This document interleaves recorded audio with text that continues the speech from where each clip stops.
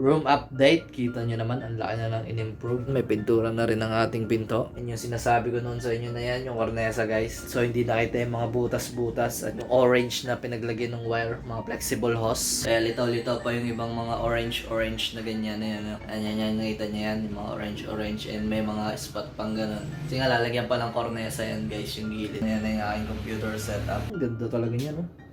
Beautiful. And yung aking dingding pala guys ay hindi to pinturado. Ito yung tinatawag nilang skim coating. Papaliwanag na. Dito, inumpisahan ko na ding masilyahan yung mga dugtungan o pagitan ng kisame. Guys, pansinin nyo, malungkot yung nagmamasilya. Wala kasi yung asawa niya umuwi ng probinsya. Kaya yun, alatol-tikol dos. Alatol-tikol. Ano ba mga nadagdag? Yo mga lason, it's another day. And today ngayong araw ay ipapakita ko sa inyo kung paano naging ganito kaganda ang dating ganito ang itsura. Lumang linya ng kuryente, luma at bulok-bulok na kisame, maliit na kwarto, walang bintana, plywood na dingding, at sa sobrang liit ay isang cabinet, higaan na tinataas ko pa para mabuksan ang cabinet, computer table, or divider lamang ang kasya dito sa loob na yan. Ito pala yung labas niya. E-extend lang namin siya ng konti, mga 3 hollow blocks. Kita nyo naman kung gaano kaliit lang yun. At sa tulungan ng aking malulupit na mga tropa, inumpisa na nga namin ang small room renovation. Alright, let's go! Guys, updated na nga lang pala to Meron na akong part 1 and part 2 nito. Ayan, katulad nyo nung nagde-demolition pa lang kami. Lalagay ko na lang dyan sa taas at sa description box kung gusto nyo panoorin. Pero ito kasi yung pinakamalupit na update And yung aking dingding pala guys ay hindi to pinturado. Ito yung tinatawag nilang skim coating. Papaliwanag na skim coating. Para hindi na pinturahan. Para hindi na pinturahan, diretso pintura na. Para makapipig. Skim coat na yan guys, kulay puti ka agad. Yung mga ala pinturahan, Veterans move yan. Wala pang kabitak-bitak. Ano to galing abroad to talagang ganda na sana yung ano nito. Galing Galing New Zealand yan. Kaya lang petics. Tapos ang YouTube. Tanga na, ganundahan tuloy yung bahay din. Naka-video na Yan pala yung pang-skim coat guys. Para siyang taho. Kasi kailangan mo siyang haluin ng mabuti para maging ganyan yung itsura.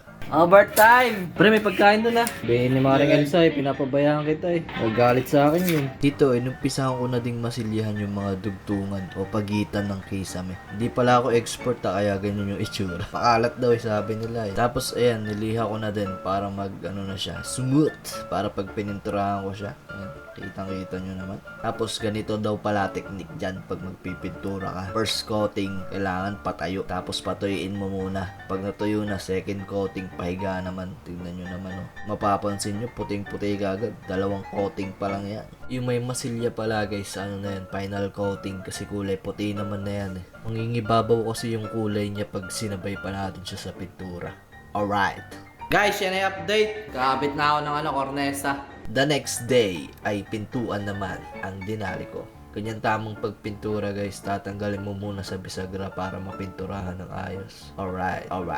Habang pinapatuyo naman namin yung pintuan ay nagbutas muna kami ng paglalagyan ng hanger at ng kurtina. Magaling talaga sa butasan to si Duropot Kasi sa hangeran yan guys para hindi nagkalat yung alam nyo na. Isan sa hinahagis. Next step ay naglagay na kami ng linoleum. Linoleum muna. Pansamantagal lang naman yan. Wala nang budget.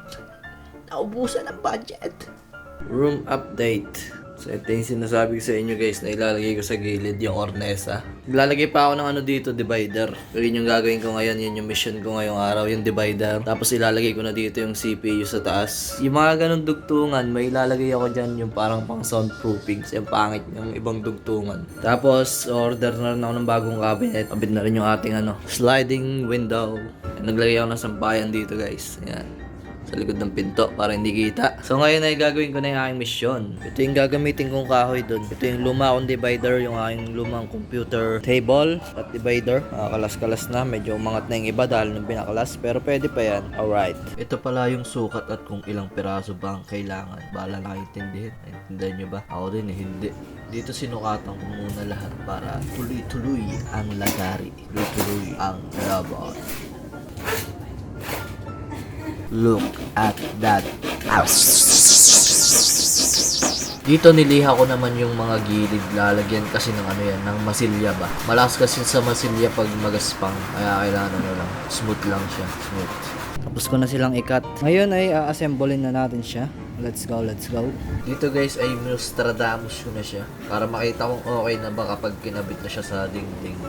Estimating the diameters. Tapos itong ganito pala yung ginamit ko. Hindi ako gumamit ng pako para pwede ko siyang kalasin o mabaklas kabit. Ginaya ko lang yung mga nabibiling cabinet na pwede mo siyang assemble para pwedeng ilipat ng pwesto. Yan! Dito na ang exciting part, masilya time. Niliha pa lang muna namin yan, pati yung pinakagilid para hindi malakas sa masilya, para smooth lang ang pahid. Hindi ko na pala napakita yung pagkakabit namin dito kasi na-pull yung memory ko. Nilive ko na lang siya sa Facebook page kaso hindi pala na-save. Ayoko kasi nung nahihinto yung gawa kaya nilive ko na lang tapos nangiram ako ng tablet para ma-record to. Para ma-record tong pag namin masilya. Guys, pansinin nyo malungkot yung nagmamasilya. Wala kasi yung asawa niya umuwi ng probinsya. Kaya yun, alatol tikol dos. Alatol tikol. Kidding aside guys, tips and tricks. Kung mapapansin nyo, gilid na lang yung nilalagyan namin ng masilya. Kasi yun na lang yung mga part na malalim Saka yung mga dugtungan, yan, tinatakpan namin. Kailangan kasi flat siya. Makinis tignan. Yan no,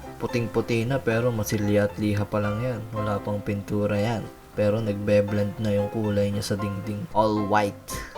And ito na nga ang ating bagong setup. As you can see, dito na yung ating CPU. Kitang-kita nyo naman, magkano na to pag pinagawa mo. Okay, binili mo, di ba? Buti na marunong tayo sa mga ganyan. Yan yung ating other stuff. Tignan nyo naman mga lason yung aking cable management. Napaka-beautiful. Pero pag tingin mo sa likod ng CPU, spaghetti. Room update, kita nyo naman ang laki na lang in-improve. May pintura na rin ang ating pinto. Ano ba mga nadagdag? Tiny sliding window over there. Yan yung sinasabi ko noon sa inyo na yan, yung cornesa guys. So hindi nakita yung mga butas-butas at yung orange na pinaglagyan ng wire, mga flexible hose. Kaya litaw-litaw pa yung ibang mga orange na ganyan na yan. Yan, nakita nyo yan, yung mga orange and may mga spot pang ganun. Kasi nga lalagyan pa ng cornesa yan guys, yung gilid. Naglagay din ako ng counting ganyan. Soundproofing, right? Flashback. Ayan na yung aking computer setup. End of flashback. Ang ganda talaga niya, no? Beautiful.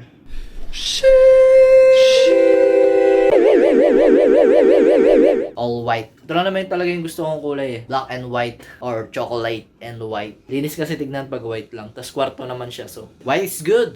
So, I guess that is it for this video. Like, comment, and subscribe. Lasso out. Peace.